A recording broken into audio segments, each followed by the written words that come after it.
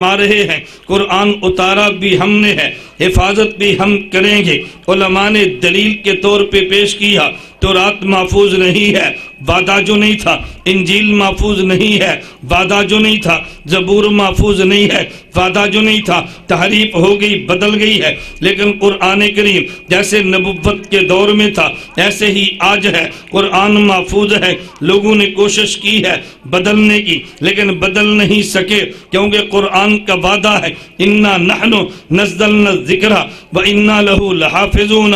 خدا نے اعلان کیا اتارا بھی ہم نے ہے، حفاظت بھی ہم کریں گے۔ اس پہ لوگوں نے اعتراض کیا یہ دلیل تمہاری ٹھیک نہیں ہے۔ دلیل کیوں ٹھیک نہیں ہے؟ تمہارا دعویٰ یہ ہے اللہ محفوظ قرآن کو رکھیں گے، یہاں تو قرآن کا نام ہی نہیں ہے۔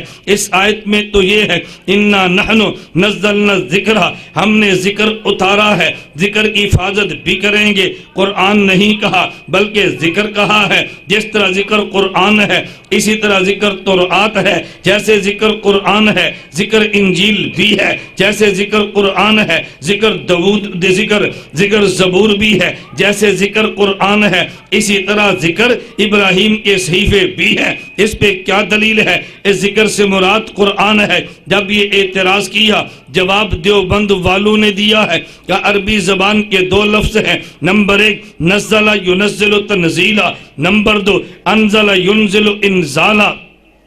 جہاں پہ نزل ينزل ہو اس کا معنی ہے تھوڑا تھوڑا اتارنا، جہاں پر انزل ينزل ہو اس کا معنی ہے ایک ہی مرتبہ اکٹھا اتار دینا۔ اس کا معنی یہ ہے یہاں پہ اللہ نے نزلنا فرمایا ہے، انزلنا نہیں فرمایا۔ اس سے معلوم ہوا اس الذکرہ سے مراد قرآن ہے۔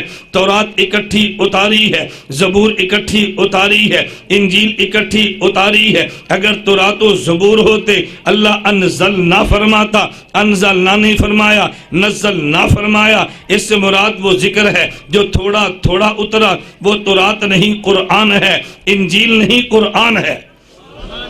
اس لیے اس سے مراد قرآن ہی ہے۔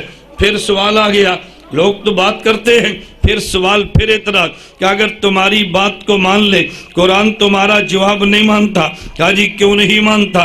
کیا قرآن کریم میں ہے اِنَّا أَنزَلْنَاهُ فِي لَيْلَةِ الْقَدْرِ، اِنَّا أَنزَلْنَاهُ فِي لَيْلَةِ الْقَدْرِ۔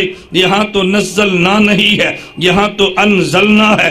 اللہ فرماتے ہیں انزلنا، ہم نے قرآن لیلۃ القدر میں اتارا ہے تو انزلنا کہا، یہاں تو قرآن کو نزلنا نہیں کہا۔ تمہارا جواب کیسے ٹھیک ہوگا؟ پھر توجہ رکھنا، اس اعتراض کا جواب انہی دیوبند والوں نے دیا ہے۔ قرآن دو مرتبہ اترا ہے، نمبر 1 لوح محفوظ سے آسمان دنیا پہ، نمبر 2 آسمان دنیا سے رسول اللہ کے قلب اطہر پہ۔ جب اللہ نے لوح محفوظ سے آسمان دنیا پہ اتارا تو ایک مرتبہ اکٹھا اتار دیا ہے، اور جب آسمان دنیا سے حضور کے قلب اطہر پہ اتارا تو پھر اکٹھا نہیں تھوڑا تھوڑا کر کے اتارا ہے۔ جب لوح محفوظ کی بات آئی ہے خدا نے اعلان یوں کیا اِنَّا أَنزَلْنَاهُ فِي لَيْلَةِ الْقَدْرِ، ہم نے لیلۃ القدر کی رات کو سارا قرآن لوح محفوظ سے آسمان دنیا پہ اتار دیا ہے، اور جب آسمان دنیا سے حضور کے دل پہ اتارا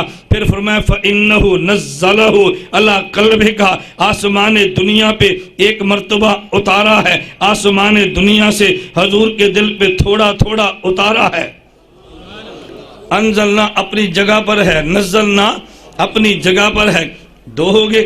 نمبر 3 میں کچھ اعتراض پہلے کر لوں پھر اگلی بات چھیڑتے ہیں۔ نمبر 3 جب اعتراض قرآن پر